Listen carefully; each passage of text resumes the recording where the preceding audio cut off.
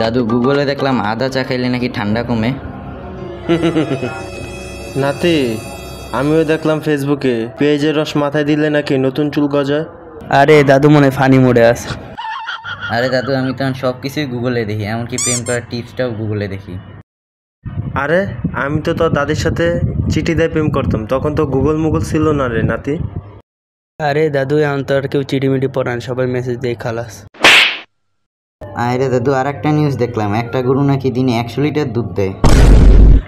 তাইলে তোর গুগল রে বল আমার গরুর দুধগুলা দোয়াইতে, আমার গরুরে আমি নিজেই চিনতেছি না।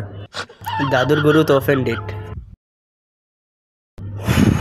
শোনো বাবু, সব জ্ঞান গুগল থেকে আসে না, কিছু জ্ঞান বয়স থেকেও আসে। দাদু আপনি গুগলেরও গুগল।